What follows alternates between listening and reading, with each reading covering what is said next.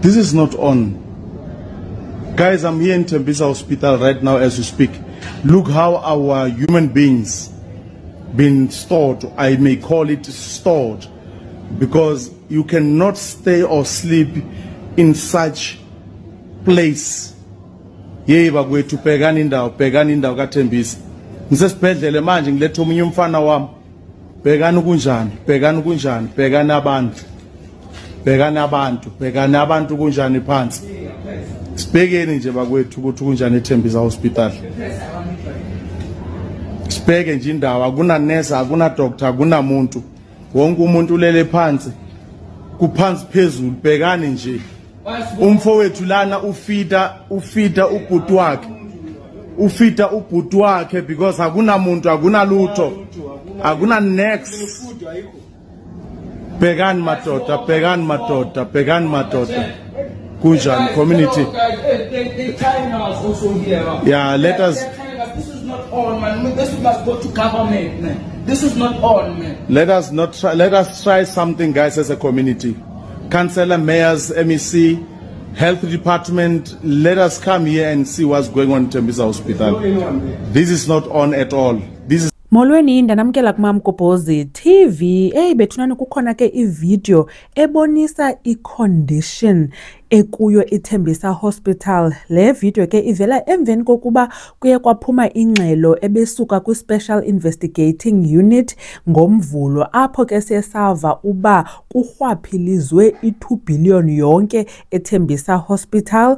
Yacalucalula ke kwachazwa aba kanye le mali iyephi. Sava ke uba i-16 million yonke inikwe ii-clerks ezi-6 zapha esibhedlele, i-7.3 million inikwe u-assistant nurse, o-67 million banikwe ii-managers. Aba bantu ke ezimali babhatalwa liqumrhu lootsotsi abafumene le 2 billion ngendlela zoba befumene ii-contracts ezidoji pha eThembisa Hospital. Baye bachazwa ke kukho i-tycoon ekuthiwa nguHangwani Morgan Maumele ofumene i-816 million.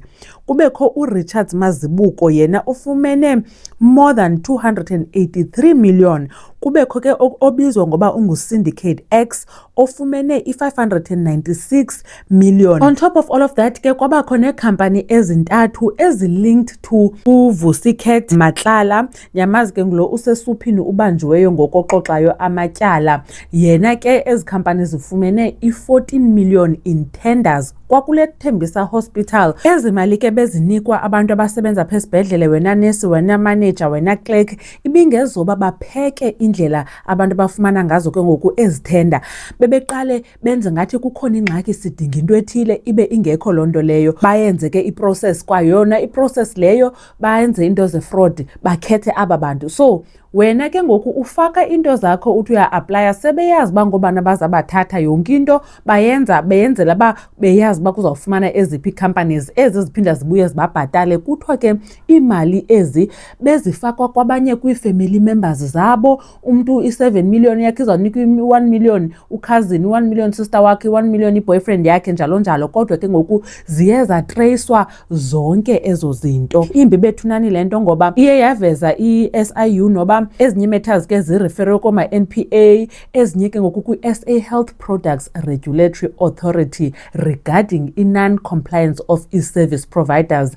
Bengenayo kwa i-license yoba banikeze nge-medical supplies. Khawufana ucinge ubomi babantu bethunani, jongani isibhedlele sinjani. I-2 billion yonke, abantu babhizi bahamba ngeemoto zonokutsho bathenga ii-properties. Ama-girlfriend mntakabawo kunye namakhosikazi abo enza i-BBL. Kumnandi kuhanjwe eTurkey kuphathwa i-Louis Vuitton, i-Gucci. Kuye kwatreyiswa kwabonwa ii-assets zabo. Ubona abantu bane-private jets, ubona abantu bayaflya bakwi-holidays, uthi yeyi bayasebenza abantu kanti kusetyenzwa kwangemali le ye-taxpayers. Abantu bayasokola ezibhedlele, abakwazi ufumana uncedo olurayithi ngenxa yoba imali ayenzi izinto zirayithi, iyatyiwa ngabantu. Enkosi bethu nangothi nibukele le video, khanikhe nitsho ke nina nicinga ntoni ngayo. uMamgobhozi uyanibona kwivideo elandelayo. Bye.